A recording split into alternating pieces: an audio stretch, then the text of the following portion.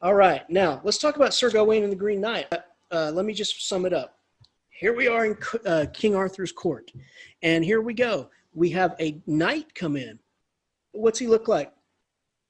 He's literally green. His face is green. His beard is green. His hair is green. Heck, his horse is green. His horse's hair is green. His horse's name is green. And his armor is green. And his tunic is green. And I mean, the dude is green. And he comes in, and he comes in here, and he makes a wager. He comes riding into the hall, which is, first of all, kind of awkward. But and so he comes in with a wager, and he says, which one of you wants to what? What's the wager? Somebody tell me. Cut me with it. And then a year and a day later, I'll cut you with it. I'll give you one blow. Well, that's a stupid. First thing I think of is never bet on another man's tricks. I mean, clearly you know something I don't know, unless you're just stupid. So finally, honor, behold, you know, here's this Green Knight come in here making fun of everybody. And so honor says that the king has to stand up and say, I'll do it. But then Guinevere steps in. And, you know, she says, oh, no, you didn't. She says, no, you will not. And from that, I mean, her point is that, look, you're the king. You can't be doing this kind of silly stuff. You don't know what he's thinking.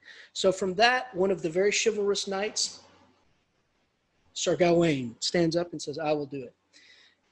The wager goes like this. I will give you this battle axe. You can cut me with it any way you want, and then a day and a year, I'll cut you with whatever weapon I want. Okay. Even King Arthur urges him on and says, you know, the dude's going to be dead. There's no way he can. Okay, fine. Well, so here comes Sir Gawain, raises the axe, and with one blow, severs the Green Knight's head, spinal cord right through the neck, just with one. Head goes rolling across the floor, you know, blood and everything, the whole gory mess. And then the Green Knight goes and picks up his head, puts it under his arm, gets back on his horse, and says, in 1 year and 1 day, you have to seek me out. You have to find me. I'm not going to come find you. In 1 day and 1 year, you find me, and I'll give you your blow. All right, so you got to think about this. Now, Gawain is in a really tough spot, isn't he? Like, he has to honor his, we just read the chivalric code, right?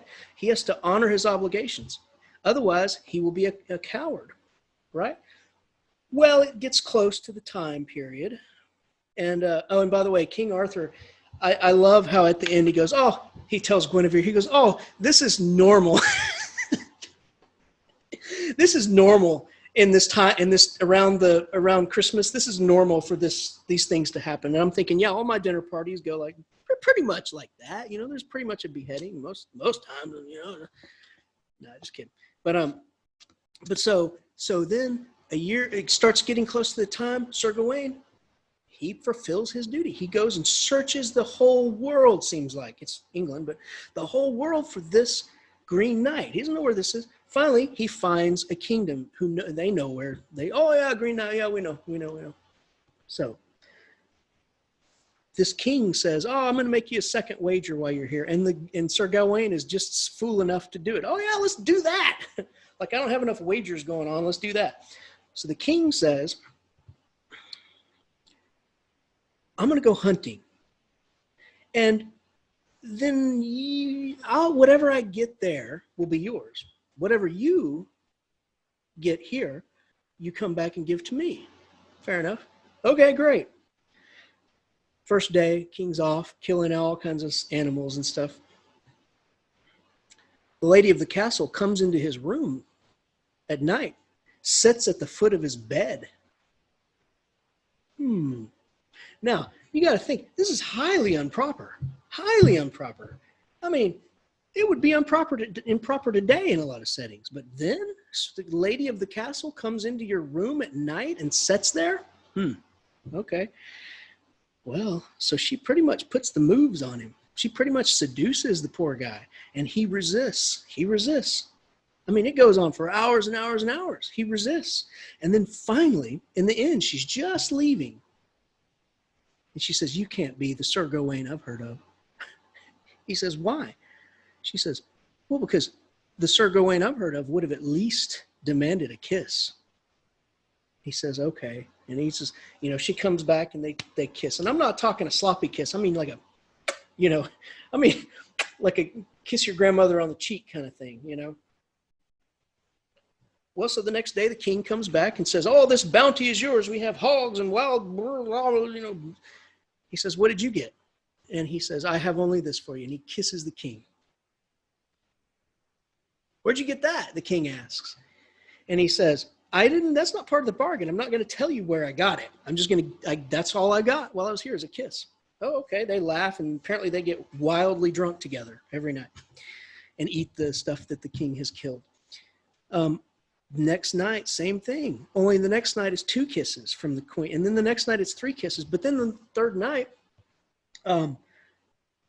she tries to give him her ring. Here, take this ring. No, can't do it. I can't accept anything because I can't give anything. Remember generosity? No, take it. She tries to force, I mean, you know, so he's rejecting her in every kind of way. Reject. No. So she says, okay, well, at least let me give you this. She takes off her girdle, and it's green, fringed, gives it to him, and he says, no, I can't take it. She says, okay. Well, she's starting to leave, and then she says, well, I just thought you'd like that because, you know, this girdle will make you impervious to any kind of hits that anybody gives you. He's like, oh, wait. About that girdle? So he takes the girdle. The next day, he goes and he gives the king 3 kisses, but he doesn't give him the girdle. Okay. All right. So that's the day he goes to see the Green Knight. And it turns out, of course, that the Green Knight is that king. But Merlin the magician has put a spell on him to make him green and to make him impervious to these kind of hits that he would get. Impervious to death even. Interesting. So the king says, you know what? You made your bed, buddy. Now it's time to lay in it. He doesn't say it exactly like that, but he says, all right, he takes it's a sigh like the Grim Reaper has. And that's very symbolic in itself, you know, like times, you have your times up. Okay, takes it, and Sir Gawain has his neck out, and he goes, Neh! He flinches. And the Green Knight just makes fun of him mercilessly. What are you, you know, stop. What are you doing, you mamby-pamby knight? So he says, okay. I'm ready now. I won't flinch. He goes, and Sir Gawain, and so he says, what? You know, that's the second one. And then on the third one, he says, this is it. This is the stroke. And he says, and he brings it down and just cuts the nape of his neck just enough for a little blood to come out. Sir Gawain loves it, gets his helmet, says, come on, I'm ready to go. I'm ready to fight you because I received your blow and you missed. And he says, I didn't miss, buddy. And he says this. He says to him, this whole thing has been a test of your chivalry. First, I heard all about King Arthur's court and how virtuous and honorable you guys are supposed to be, bar none, better than anyone else in the whole universe. And I went and I challenged you, and you rose to the challenge. Good for you. You took my axe and you cut my head off. Good for you. I don't know. But then I tested you also to see if not only you would accept the blow in a year and a day, but that you would seek me out to do it. You did so. When you got here, I was testing you the whole time. I was testing your restraint with my wife. I sent her to do those things to you. You did a good job. You gave me everything that you got. You gave me the kisses. You didn't tell me where they were from because that wasn't part of the wager. You were honorable to your word and not any more than that. That's the knightly way. But then you kept the girdle. And that's why I cut you the one time, because you did fail in that small portion. Sir Gawain takes it as a failure. He says, oh, you know, he's ashamed. Sir Gawain is. He says, no, that the king's like, no. You're the most virtuous, you know, come on, look at all this stuff you did. Just that one little thing's no big deal. Sir Gawain basically limps home to the knights in the round table and says, I am ashamed. I'm sorry that this, you know, and so he wears this girdle as a sash as a sign of shame rather than a sign of conquest or chivalry. But then King Arthur says, no. King Arthur says, what you did, no one would do. What you did is spectacular and wonderful and amazing and chivalrous in every kind of way. So from that point on, King Arthur and all of his men wore the green stripe as their symbol. And that's the story of the Green Knight. Way, you know, and you did well. And just this whole code of honor that they would have. And if we just juxtapose that with today, do you think people behave anywhere close to that today? I don't think so. I think people just, I don't think we have that kind of chivalry going on. The best I can think of is in the military, you know, you don't leave one of your people behind, like ever. You'll die before you leave somebody behind. And that's kind of like a modern day chivalric idea. What other thoughts did you have about Sir Gawain? All right, how about the alliterative value of it? You can almost just pick any verse. I'm going to do it. I'm just going to pick any verse. I just happened to fall on this one. Page 225, starting on line 1020. They drank and danced all day. And the next, and danced and drank the day after that. See that? Da-da, da-da, da-da, da-da.